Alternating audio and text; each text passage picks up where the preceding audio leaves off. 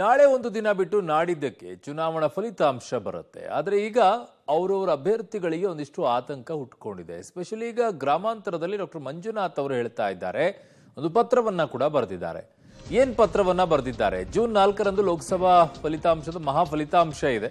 So ಈ ನಿಟ್ಟಿನಲ್ಲಿ ಬೆಂಗಳೂರು ಗ್ರಾಮಾಂತರದಲ್ಲಿ ಜಿದ್ದಿನ ಫಲಿತಾಂಶ ನಿರೀಕ್ಷೆಯನ್ನ ಮಾಡಲಾಗ್ತಾ ಇದೆ. ಬೆಂಗಳೂರು ಗ್ರಾಮಾಂತರ ಕ್ಷೇತ್ರಕ್ಕೆ ಹೆಚ್ಚುವರಿ ಬಿಗಿ ಭದ್ರತೆಯನ್ನ ಒದಗಿಸಿ ಅಂತ ಕೇಂದ್ರ ಚುನಾವಣಾ ಆಯೋಗಕ್ಕೆ ಡಾಕ್ಟರ್ ಸಿಎನ್ ಮಂಜುನಾಥ್ ಅವರು ಪತ್ರವನ್ನ ಬರೆದಿದ್ದಾರೆ. ಬೆಂಗಳೂರು ಗ್ರಾಮಾಂತರದಲ್ಲಿ ಶಾಂತಿ ಕದಡುವ ಸಂಚು ನಡೆದಿದೆ ಅನ್ನುವಂಥ ಮಾಹಿತಿ ಅವ್ರಿಗೆ ಸಿಗ್ತಾ ಇದೆ ಅಂತೆ. ಕಾಂಗ್ರೆಸ್ ಅಭ್ಯರ್ಥಿ ಸೋಲುವ ಸಂಭವ ಇದ್ರೆ ಗಲಾಟೆ ಸಾಧ್ಯತೆ ಇದೆ. ಸೊ ಡಿಕೆಶಿ ಅವರು ಆಡಳಿತ ಯಂತ್ರ ದುರುಪಯೋಗ ಪಡಿಸಿಕೊಳ್ಳುವಂತಹ ಸಾಧ್ಯತೆ ಇದೆ.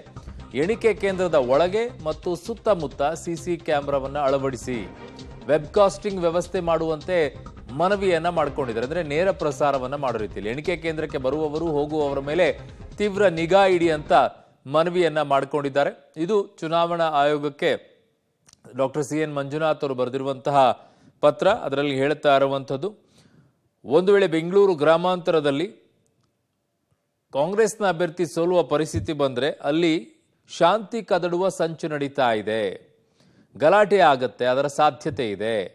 ಸೊ ಆಡಳಿತ ಯಂತ್ರದ ದುರುಪಯೋಗವನ್ನ ಡಿಕೆ ಶಿವಕುಮಾರ್ ಅವರು ಪಡಿಸಿಕೊಳ್ಳುವಂತ ಸಾಧ್ಯತೆ ಇದೆ. ಹಾಗಾಗಿ ಎಣಿಕೆ ಕೇಂದ್ರದ ಒಳಗೆ ಮತ್ತು ಸುತ್ತಮುತ್ತ ಸಿಸಿಟಿವಿಯನ್ನು ಅಳವಡಿಸಿ ವೆಬ್ಕಾಸ್ಟಿಂಗ್ ವ್ಯವಸ್ಥೆ ಮಾಡುವಂತೆ ಮನವಿಯನ್ನ ಮಾಡಿಕೊಂಡಿದ್ದಾರೆ.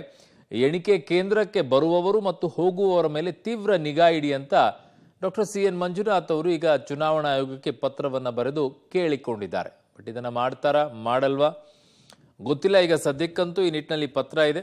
ಹಲವು ಈ ರೀತಿಯಾಗಿ ನೇರ ಫೈಟ್ ಇರುವಂತಹ ಕ್ಷೇತ್ರಗಳಲ್ಲಿ ಅಭ್ಯರ್ಥಿಗಳಿಗೆ ಒಂದು ರೀತಿಯಾಗಿ ಇರುತ್ತೆ. ಬಲಾಢ್ಯರು ಯಾರಿರ್ತಾರೆ ಅಂತ ಎದುರಾಳಿಗಳ ಮುಂದೆ ಒಂದಿಷ್ಟು ಪ್ರಶ್ನೆಗಳು ಹುಟ್ಕೊಳ್ಳುತ್ತೆ. ಈಗ ಡಿ ಕೆ ಶಿವಕುಮಾರ್ ಅವರು ಕನಕಪುರದಲ್ಲಿ ಬಲಾಢ್ಯರಾಗಿದ್ದಾರೆ, ಡಿ ಕೆ ಸುರೇಶ್ ಅವರು ಬಲಾಢ್ಯರಾಗಿದ್ದಾರೆ. ಸೊ ಹಾಗಾಗಿ ಒಂದು ಆತಂಕ ಡಾಕ್ಟರ್ ಸಿಎನ್ ಮಂಜುನಾಥ್ ಅವರಿಗೆ ಇದ್ದಂಗೆ ಕಾಣಿಸ್ತಾ ಇದೆ. ಅಲ್ಲಿ ನನ್ನ ಸಹೋದ್ಯೋಗಿ ಈಗ ಮಸೂದ್ ನನ್ನ ಸಂಪರ್ಕಕ್ಕೆ ಸಿಗ್ತಾ ಇದ್ದಾರೆ. ಮಸೂದ್, ಯಾಕೆ ಪತ್ರವನ್ನ ಬರೀಬೇಕು ಅಂತ ಅನಿಸಿದೆ ಡಾಕ್ಟರ್ ಸಿಎನ್ ಮಂಜುನಾಥ್ ಅವರಿಗೆ?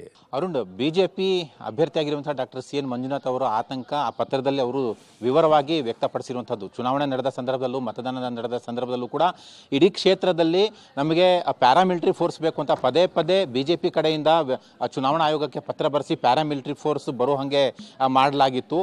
ನಂತರ ಇಡೀ 28 ಲೋಕಸಭಾ ಕ್ಷೇತ್ರಗಳಲ್ಲೂ ಕೂಡ 100% ವೆಬ್ಕಾಸ್ಟಿಂಗ್ ಮತ್ತು CCTV ಜತೆಗೆ ಮತದಾನ ನಡೆದಿದ್ದಂತಹ ಲೋಕಸಭಾ ಕ್ಷೇತ್ರ ಅಂದರೆ ಮೈಸೂರು ಬಿಟ್ಟರೆ ಬೆಂಗಳೂರು ಗ್ರಾಮಾಂತರ ಮಾತ್ರ. ಈಗ ನಾಡಿದ್ದು ಎಣಿಕೆ ನಡೀತಾ ಇದೆ. ಎಣಿಕೆ ಕೇಂದ್ರ ರಾಮನಗರದಲ್ಲಿದೆ. ಜೊತೆಗೆ ಬೆಂಗಳೂರು ರಾಜರಾಜೇಶ್ವರಿ ನಗರ ಮತ್ತು ಬೆಂಗಳೂರು ದಕ್ಷಿಣ ವಿಧಾನಸಭೆ ಕ್ಷೇತ್ರಗಳು ಕೂಡ ಅದರ ವ್ಯಾಪ್ತಿಗೆ ಬರ್ತವೆ. 8 ವಿಧಾನಸಭೆ ಕ್ಷೇತ್ರಗಳಲ್ಲೂ ಕೂಡ ಶಾಂತಿ ಕದಡುವ ಪ್ರಯತ್ನಗಳು ನಡೀತಾ ಇದ್ದಾವೆ ಅನ್ನುವಂತಹ ಒಂದು ಆತಂಕವನ್ನು ಪತ್ರದಲ್ಲಿ ವಿವರಿಸಿದ್ದಾರೆ. ಹಾಗಾಗಿ ಇಡೀ ಕ್ಷೇತ್ರದಲ್ಲಿ ಮತ್ತೆ ಎಣಿಕಾ ಕೇಂದ್ರದಲ್ಲಿ ಬಿಗಿ ಭದ್ರತೆ, ಹೆಚ್ಚುವರಿ ಪೊಲೀಸ್ ಭದ್ರತೆ, CRF ಪೊಲೀಸ್ ಭದ್ರತೆಯನ್ನು ಕೊಡಬೇಕು ಅನ್ನುವಂತಹ ಮನವಿಯನ್ನು ಕೂಡ ಮಾಡಿಕೊಂಡಿದ್ದಾರೆ. ಜೊತೆಗೆ ಎಣಿಕಾ ಕೇಂದ್ರದ ಒಳಭಾಗದಲ್ಲಿ ವೆಬ್ಕಾಸ್ಟಿಂಗ್ ವ್ಯವಸ್ಥೆ ಬೇಕು. ಯಾರು ಬರ್ತಾರೆ, ಯಾರು ಹೋಗ್ತಾರೆ, ಚುನಾವಣಾ ಏಜೆಂಟ್ರು ಯಾರು, ಎಲ್ಲವನ್ನು ಕೂಡ ತಪಾಸಣೆ ಮಾಡಿ ನಿಗಾ ಇಡಬೇಕು ಅನ್ನುವಂತಹ ಮನವಿಯನ್ನು ಕೂಡ ಮಾಡ್ಕೊಳ್ತಾ ಇದ್ದಾರೆ. ಅವರ ಆರೋಪ ಇಷ್ಟೇ, ಒಂದು ವೇಳೆ ಕಾಂಗ್ರೆಸ್ ಅಭ್ಯರ್ಥಿ ಸೋಲುವ ಸಂಭವ ಬಂದರೆ ಇಡೀ ಕ್ಷೇತ್ರದಲ್ಲಿ ಮತ್ತು ಎಣಿಕಾ ಕೇಂದ್ರದಲ್ಲಿ ಗಲಾಟೆ, ಘರ್ಷಣೆಗಳ ನಡೆಯುವ ಸಂಭವ ಇದೆ.